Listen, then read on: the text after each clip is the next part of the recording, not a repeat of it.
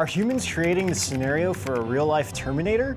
Or can quantum computers reach beyond our world into other dimensions? That's exactly what the scientists who created quantum computers are talking about, directly interacting with parallel universes. Welcome to The Edge of Wonder. I'm Ben. And I'm Rob. Let us tell you that if you thought our previous videos were weird, you're going to want to wait and see what bizarre stuff these people are talking about out in the open, in conferences, as if dipping into parallel universes to grab information is a widely accepted concept. In our previous videos, we've talked about CERN, we've talked about the Mandela Effect. In this video, we're going to be talking about a subject that takes these concepts to a new level: quantum computers. So what are quantum computers and exactly how do they work? Information from classic computers exists as bits in a state of either a 0 or a 1. Quantum computers, however, rely on particles called quantum bits or qubits. These can hold a value of 0 or 1 or both values at the same time. Right, so for a classic computer to transform an equation to find the solution, it follows a path in a linear way. It looks at the equation and tries different combinations to find the answer. Like one at a time. Right, at a time, yeah. So a quantum computer looks at the equation and finds the solution by trying every possible answer all at once and then chooses the correct answer. I don't really get it. Right, so instead of years taking a classic computer to crack a code or break into a computer, a quantum computer could do it in seconds. Now, these quantum computers couldn't replace classic computers for day-to-day work, since that would be like dropping a nuclear bomb on an ant. And it's not the most efficient use of power. Plus, these things are $15 million a pop. Right. And Ben, where are these quantum computers anyway? So right now, these quantum computers are in use at Google's headquarters, a couple colleges, and at CERN. And of course, China is making their own, which is also really scary. I bet it breaks down in 5 seconds. Right, it does too. So even the creator of the D-Wave quantum computers, Geordie Rose, has made some very strange comments about what they do. He said, and I quote, "The power of quantum computing is that we can exploit parallel universes to solve problems that we have no other means of confirming." So as if we need to ask, why is this dangerous? Well, now a word is being talked about by a lot of people, especially Elon Musk, called the singularity. Well, there's 2 separate definitions for this term, right? One is referring to black holes. That's when matter is infinitely dense. The other refers to AI in this way, right? Right, exactly. So in this case, a singularity is the point when an AI starts to think and knows what it needs to survive as it becomes self-aware. So Shakespeare once said, "I think, therefore I am." So what happens when a machine starts to know it is alive? And more importantly, what happens when a machine starts to recite Shakespeare? I want to see that. Okay, so this is where the singularity forms.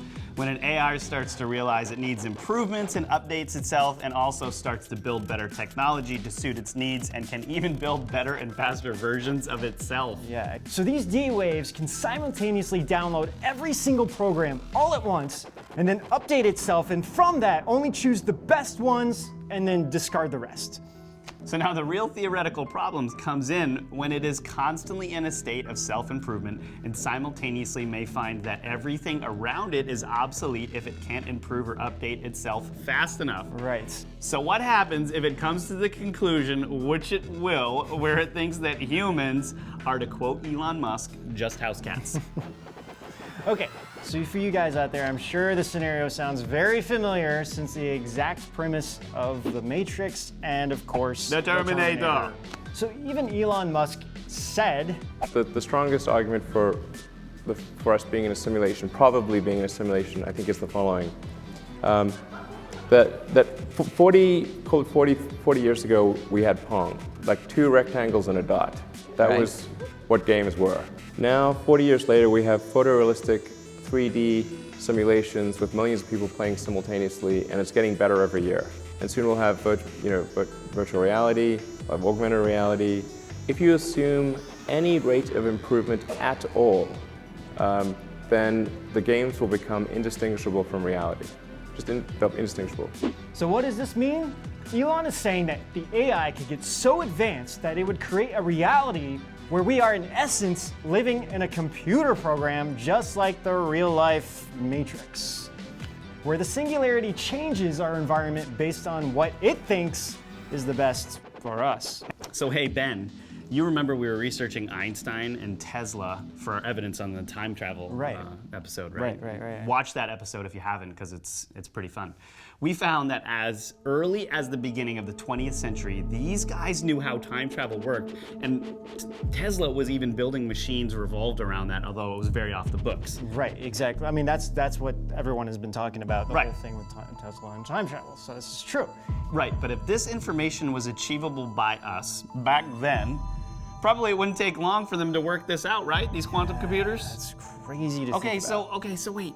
Let's review here. Right. Quantum computers probably could figure out time travel pretty easily. And if they can change things, well, what the heck does that mean for us? Right. So this is the scenario that everyone's freaking So out the about. Mandela Effect, right? This is where it comes in, right? And yeah. Right, guys. This is where Rob and I, get super crazy with you. Okay, so because these computers work on the quantum level, it seems they could essentially travel in time if it feels like a better solution could have been made to create a better result. Because with all of these D waves connected, they can see all possible outcomes in even more dimensions. Right. And we do know that particles from the quantum computers can travel back or forwards in time and even teleport, called quantum tunneling, between two positions. So it seems it could easily go back to make changes in the past for better results and thus affect our timeline. So basically, this is what some people say could be causing the Mandela Effect. D wave combined with CERN is basically could cause all kinds of things, right? Right. With the D wave being the software and the CERN. Large Hadron Collider being like the hardware, right? Exactly. Yeah. Exactly. Okay, so they could be changing things in our timeline by creating black holes or singularities. By the way, watch our videos on the Mandela Effect and CERN if you haven't.